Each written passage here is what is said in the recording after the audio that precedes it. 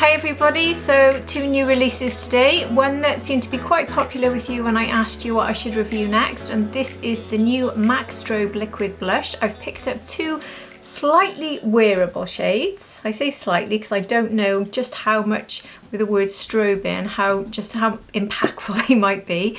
But I had to go for this one, which could be a disaster on me, but I had to because I'm loving these shades at the moment. So very excited to try that one as well, even though it could be a little bit bonkers on me. And I've also got this new foundation from TirTir. If you follow my channel, you'll probably see that I've reviewed most, or in fact all of the TirTir cushion foundations. And you can actually get a review where I tried every single one in one video if you look through my foundation reviews, which by the way is in a playlist, foundation playlist, if you wanted to find that. But this one is the orange TirTir foundation, and this is supposed to be particularly good if you have oily skin.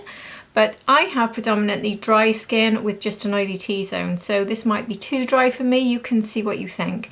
But I have actually tested this out over the last 2 days, and we can see how it works in the sort of oily T-zone area. The coverage on this is something else. You really do need to see this one. And anyway, if you're new here, hi, my name's Hannah, I'm 48, I'm not a professional, I'm just somebody who loves makeup and beauty, and here on my channel I like to show you the latest releases, my favourite looks, give you any beauty news you might be interested in. I do upload here at least twice a week, if not more, and I would love it ever so much if you did subscribe to my channel. It's ever so useful to me. If you're already subscribed, welcome back. I appreciate every single one of you. I don't know why I have a problem with the word appreciate lately. Just another one to add to the list. And my skin tone, if you're interested, I've got fair to light skin with mostly cool undertones that can lean a little bit neutral, and I've got combination skin which is predominantly dry, but I do get an oily T-zone. Anyway, that's enough about me. Let's get straight into this video. So I've prepared my face with my usual skincare, but quite a generous layer today of the Bobbi Brown face base, which is my favoured primer, especially when I need the hydration. And because this foundation is for oily skin, and I don't have oily skin, just the oily T-zone, I thought it would really help because it is quite a dry finish, this one. So as much, if you're like me and you just have a little bit of oil, I would definitely really pile on the moisture underneath before applying something like this. But obviously if you don't have an oily, if you do have an oily skin base and you really don't need that moisture underneath, you might find that this works great if you just go straight in, or just go in with a primer that's not particularly moisturising. So anyway, a little bit of information about this, and it is a little bit because the only website I was able to find this on didn't really tell me an awful lot, but it does tell me that this has got SPF 30, which is a running theme really with these. They always have some sort of SPF in them. You get 18 grams of product in here. I paid £15.45. And the shade range was a lot better than the original TirTir shade range options when they launched last year. I was able to get 17C porcelain. Prior to that, I think my shade was 21N, if I'm correct. That was the only shade I could buy that worked for me, that was available. So I'm glad that there's a new shade that I can get. So 17C porcelain I've got. There are 15 shades. So this is actually called the TirTir Mask Fit AI Filter Cushion Smart Tone Matching Shade. And it says, experience cutting edge beauty innovation, a compact travel friendly cushion foundation, which they all are to be fair, that personalizes your makeup like nothing before, featuring advanced AI technology. This cushion offers smart colour matching, analyses your skin tone and condition to recommend the most suitable shade for a perfect match. So I don't know what that means. Maybe on the TirTir website they've got this thing where they analyse your skin tone, but I did not get that where I bought it from, so maybe that's somewhere available. I haven't seen it, I'm afraid. If you know where you can get this AI matching, then please do let me know and I can share it with everyone else. And it promises flawless coverage, delivers a natural even finish that enhances your complexion and does it effortlessly. Lightweight and buildable formula, breathable, customizable coverage for a fresh natural look. And then it says SPF 50, but in the description is SPF 30, so I don't honestly trust this information. This is the only information I got from the website. I will tell you the website now. And the 15 shades, it says that they're adaptive shades, So a versatile range to suit all tones and undertones. So when it says adaptive, do they mean it's like a skin tint which can be flexible? I'm not entirely sure. Portable and convenient, obviously, as they always are. The TirTir Mask Fit AI Filter Cushion. Oh, that's the mini. You can get this in mini as well, which I won't read about because it's exactly the same thing. So the website I got this from that's given me that information, which was a little bit confusing in all honesty, was Style Varna. So I have linked that below if you want to find this, and it is still available. And I think looking at it here, all the shades seem to be available as well. So there we go. So this is the same packaging. The only thing that's slightly changed, obviously the colour is orange. We have the same mirror, exactly the same puff. The only thing that's ever so slightly changed, which is good I think, is on here it's ridged. So when you push in to get the foundation and you scrape off, which is essential with TirTir, it's got this slightly ridged surface, so it takes it off a bit better. That's the only change I can see. So when this says this is a very natural finish, I can tell you now from trying this, I don't think it's natural, and I also think this gives me the most full coverage out of all the TirTir foundations I've ever tried, which you'll see what I mean now. So if I literally just do one single press, so I'll push in once and scrape off, so all I've got is that one. And let's see. Do you know what? It's applied differently straight away on top of that Bobbi Brown face base. Not quite as shocking. And that's a good sign for me though, because I didn't like just quite how heavy it looked. But let me just apply half a face. But yeah, there we go. I think it's coming through now. Maybe it's just the way it initially sits on top of the Bobbi Brown face base. It looked a bit lighter, but then as you start patting it, it really isn't. Can you see the coverage? So if you look at my nose, not done, and then the rest of my face, I mean, isn't that coverage completely bonkers? I know TirTir are well known for this full coverage, but this is something else, it really is. It's going on very well on top of the Bobbi Brown face base though, and it's not at the moment feeling dry at all. I think this one may have a little bit less skincare. So let me just do my nose area so you can see the difference, because that's quite red today. And keep in mind, I haven't gone back for more. This is still that one pat and I scraped off. And I do actually prefer to apply these using the supplied puff that comes with it, or sponge. We'll go in at the end with a sponge, a blank sponge and nothing on, to really fix this, because I do feel like I've got quite harsh lines where I've left it there ready for my concealer, because it is so thick. It really is. It doesn't feel thick, but the coverage is so thick. That's what I mean. Look at the difference. It's just incredible. But it will get better. I do think this looks better as you calm it down with a sponge and as you add other products. But when I say better, it's just overwhelmingly full coverage. I think it is a bit bonkers. And the shade match, it doesn't look like a perfect shade match until I've got it all on, and then when you look at it compared to my neck, it's actually not bad at all. So I'm quite happy with the shade match. It just does look a little bit much at the moment. So here's the side where I haven't done anything apart from that one stamp. So you can see all the redness, and then look at the coverage I've got from this side. Really is bonkers. So again, adding absolutely nothing to this puff, just working in what I've already stamped on my face and whatever's left on this puff. It really is, it just blows my mind when I think I've scraped off and I've only gone in once. Just one push. And I know the other TirTir shocked everyone with this, but this one has really, really shocked me because it is so much more impactful than any of the others I've tried. Maybe getting this shade is making a difference as well though, because it's probably my better shade.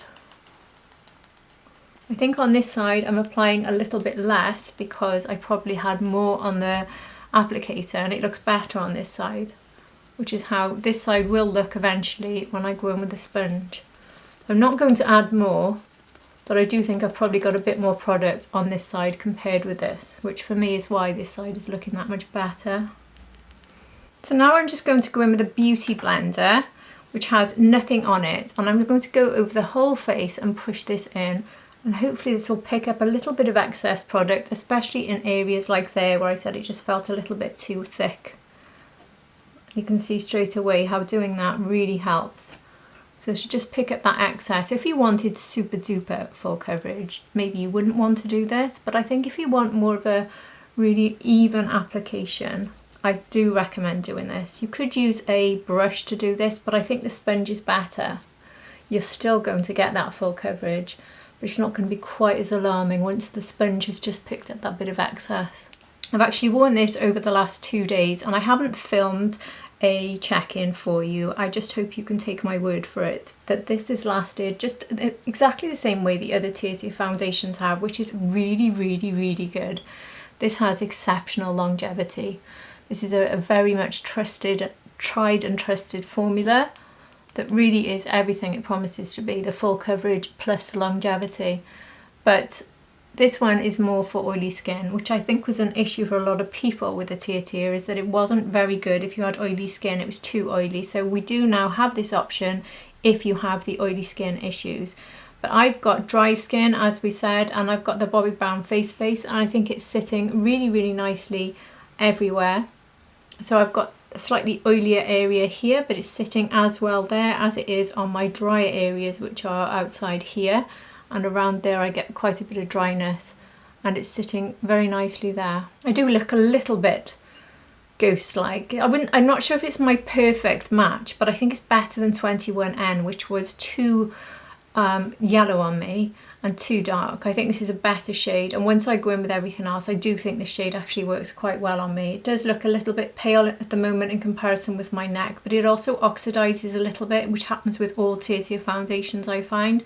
But in this case, it's oxidizing so that it reaches the right sort of colour. So you'll see as I reach, I will go off camera and do the rest of my makeup, but I will come back in during different stages just to show you how it's starting to come together. But you can see the coverage I've got here, and isn't it phenomenal? But yeah, it's sitting really beautifully. And the coverage is just crazy. So there we go. I'll go off camera and I will do a few other things, but I won't set, and then I'll show you how it looks set. So I've gone in with some contour and concealer, and hopefully you can see that the colour is now starting to look much better. A little bit of contour which just balances things up, and also this just ever so slightly oxidizes.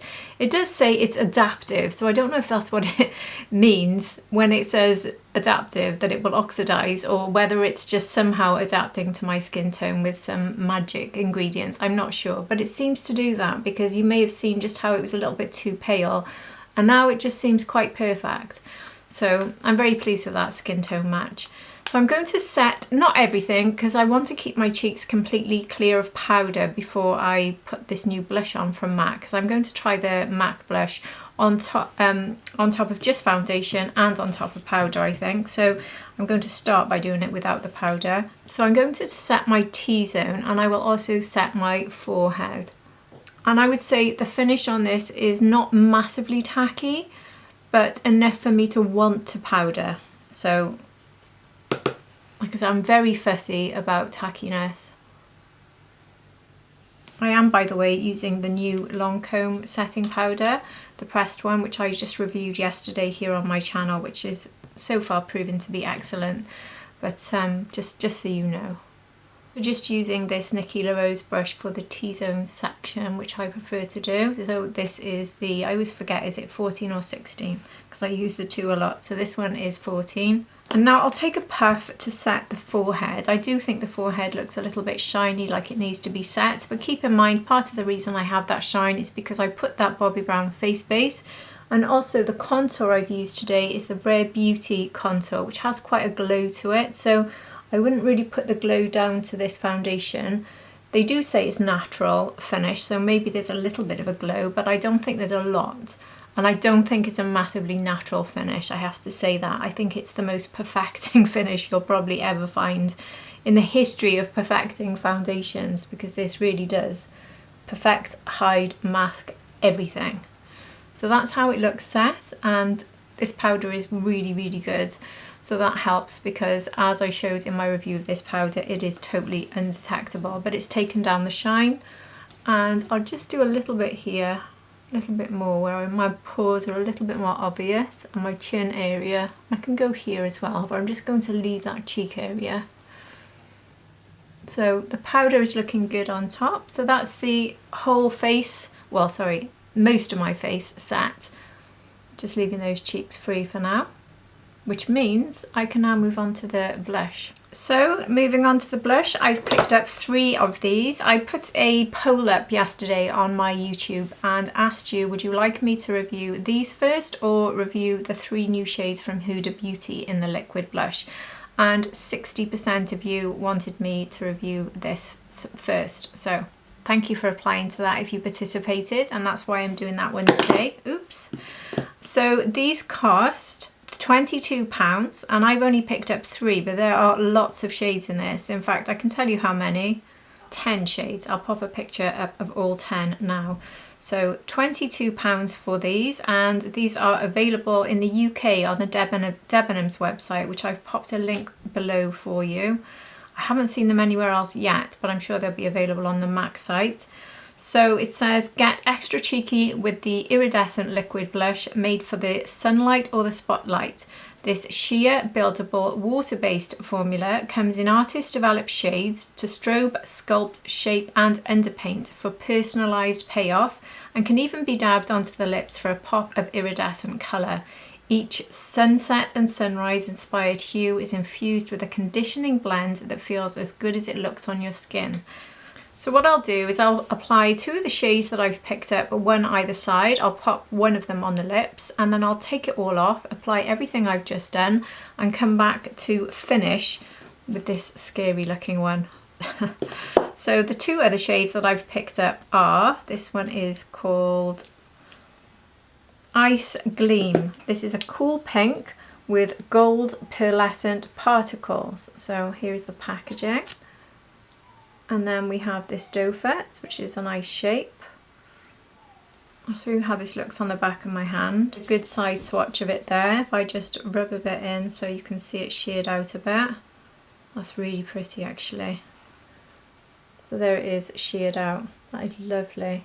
And then the other one I picked up is called Nitelite. And this one is a dirty cool mauve with pink pearlescent particles. There is Nitelite.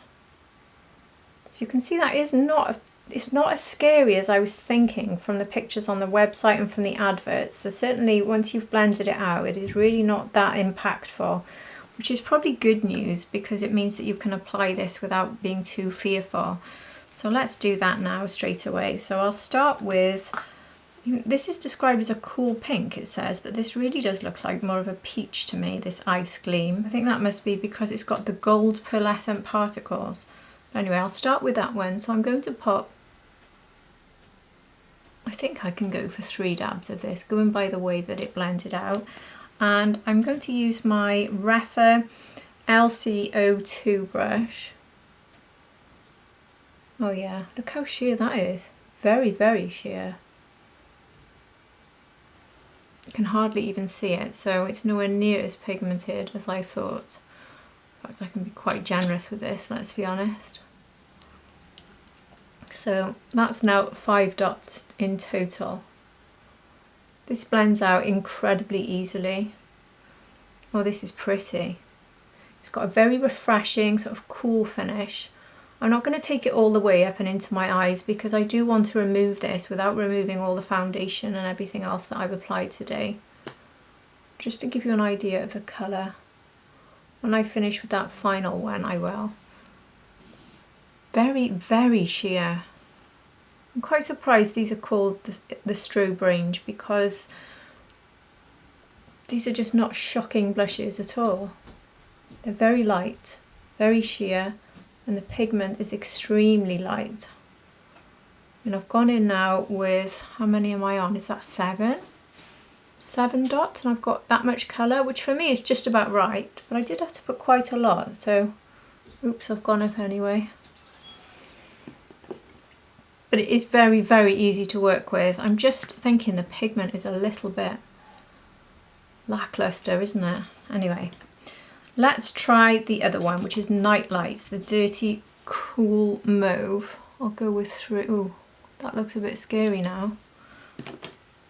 Let me try it. I'll see straight away it becomes quite sheer, but this one is a lot more impactful on my skin tone just with those two. So I must have just gone for one of the lightest ones with that one. So this is my warning for when I go in with that bright purpley one at the end. Wow, that one's got a lot more pigment. In fact, I'd even need to calm this one down a bit, so I'll take my sponge and calm that down a bit. Such a difference to this one.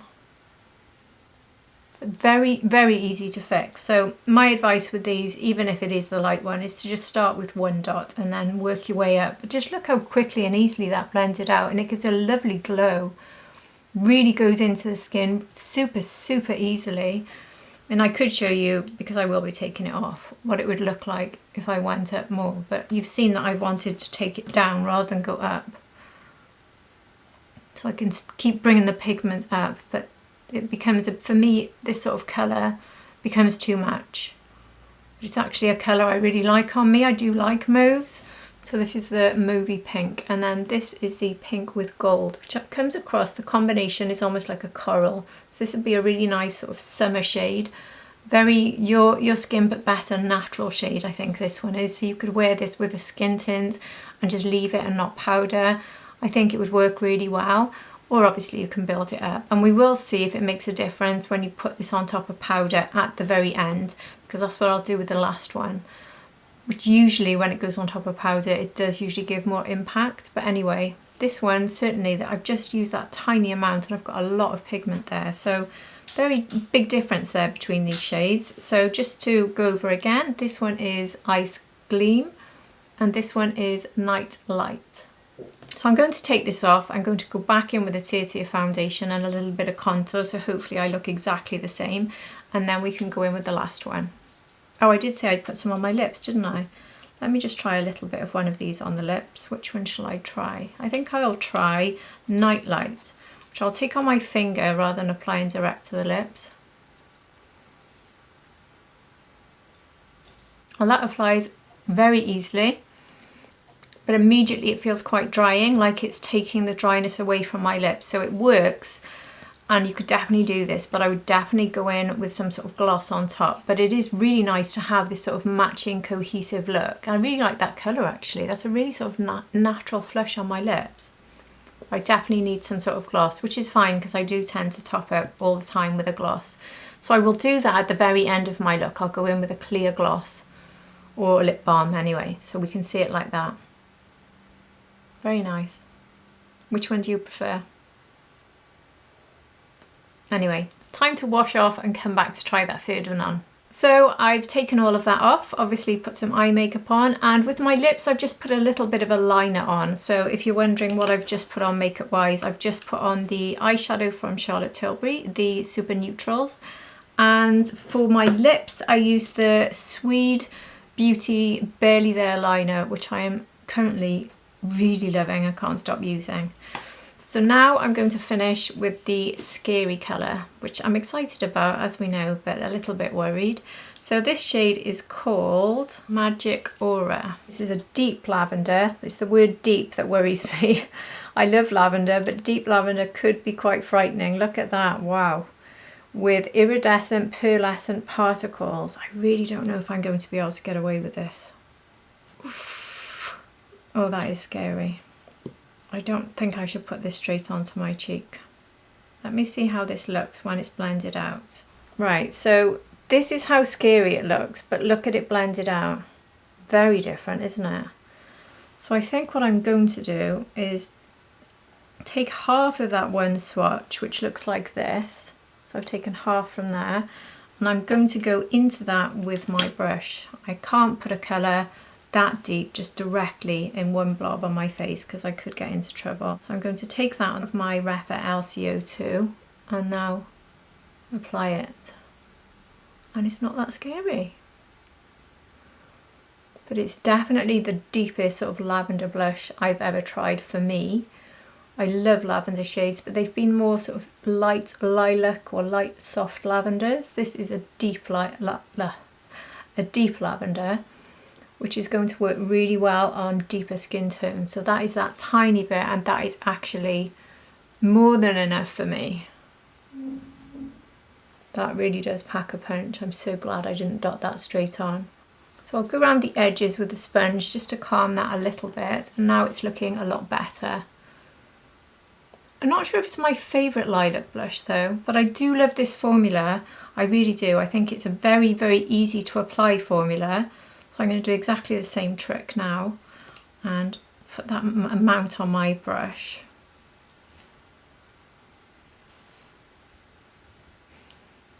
I think that's actually the perfect amount. It really is.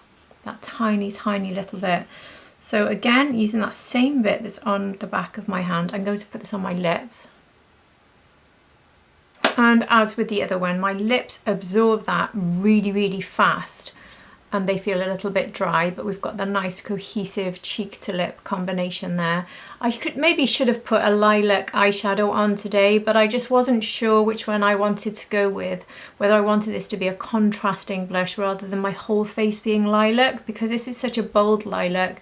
I thought I would just go, I say lilac, lavender, I thought I would just go with the sort of cool tones so that it would be more of a contrast. Otherwise I thought it would be overkill with the lilac, but I don't know whether I like that now or not together.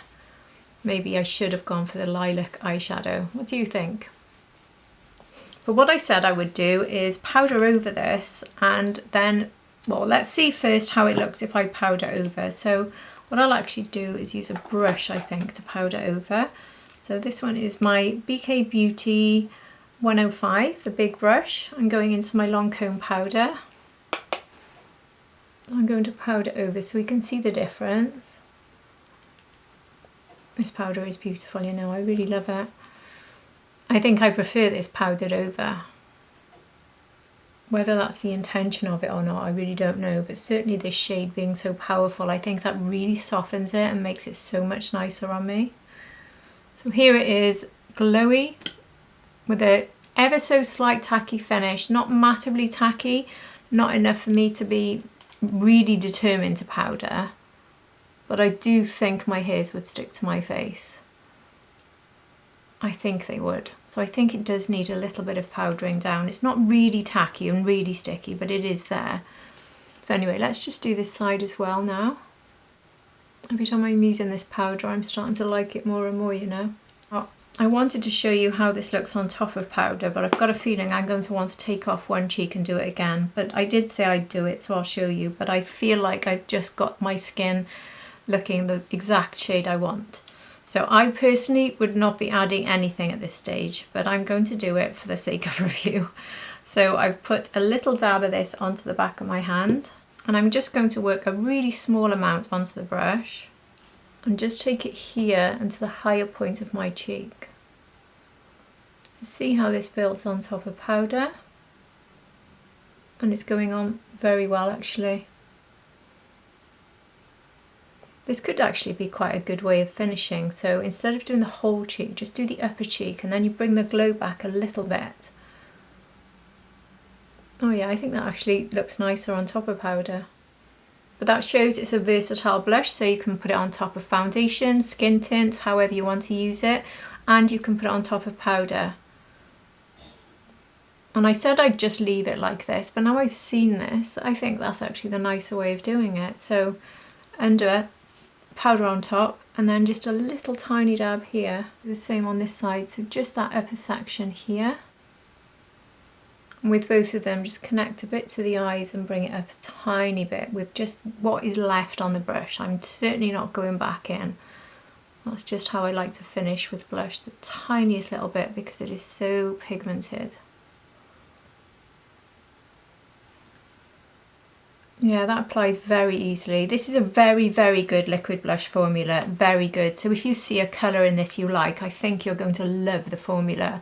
It is really, really, really very flexible and so quick and easy. You can't really go wrong with it, apart from if you put too much on with a very pigmented shade like this. But I have, to be fair, gone probably for the most bold shade in the whole collection, and I'm fair. but I got away with it. And now I quite like it, and I do like it, I think now, with the cool tone eyeshadow. I'm actually very pleased with this whole look now. What do you think? I want to put some sort of lip balm on top, but I'm wondering if I could go with the new Chanel Coco Flash as my topper. So I've got this one in the lilac-y shade, 272 Rosa, which I recently reviewed with the new Chanel launch. So I'm going to put this on top to give that bit of shimmer. Oh, that works very nicely. So you could just put a clear shimmer, a clear lip balm if you want to keep the colour, but anything that adds a bit of shimmer in my book is the way to go. So a bit of a lilac-y shimmer on top. Oh, I love that. What do you think? I'll put a comment below letting you know how this lasted on lips and cheeks. So it'll probably be in about 2 hours. It's not like a full day review here, but I'll let you know if I've still got colour on my lips, and I should still have colour on my cheeks obviously, but just to let you know if I think it faded in any way or does it look exactly the same. To be honest, I'm expecting it to pretty much look exactly the same, especially because I've locked that bottom layer in with powder.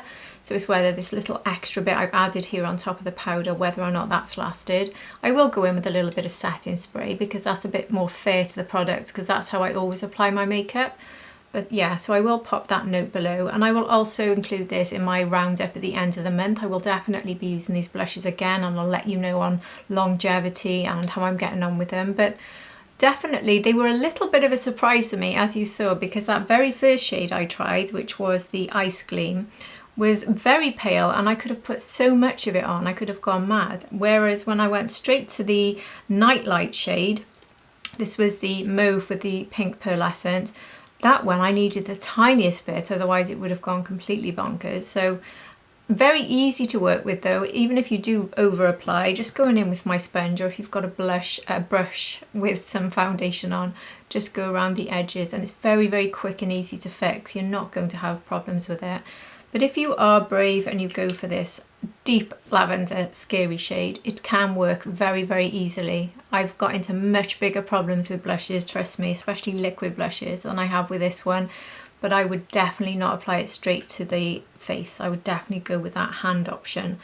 My hand is still looking a little bit lavendery, which tells me this doesn't shift. It's actually locking in colour. I had to rub it a lot to get it off, and it still has a tiny bit of lavender almost there. So I'm thinking this is going to last quite well. So there we go. That is the end of today's review. And the TirTir foundation, I think in my oily area it looks good, which you'd expect, but I don't think it looks too dry at all in my dry areas. And on the first day I tested this, I did think it looked too dry, and that's because I didn't use my Bobbi Brown face base. Yesterday I tried another primer that's quite moisturising but not as moisturising, and again I don't think it looked quite as good as today.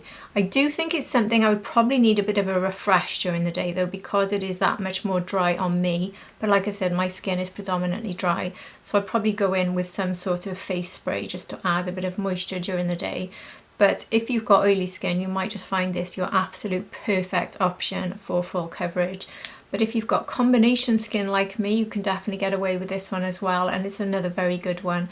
The only thing I would say is having to go in with a sponge and push it all in is something I haven't had to do with the other ones. I think because they've got more moisturising ingredients, my skin absorbs it and it's quicker, so I only use the applicator that comes with it, and I've got the job done a little bit faster. I do feel with this one I need to push in with a sponge and take off a bit of excess, because it seems that much more full coverage, and it just needs to be worked in a tiny bit more. Not a lot, just a tiny bit.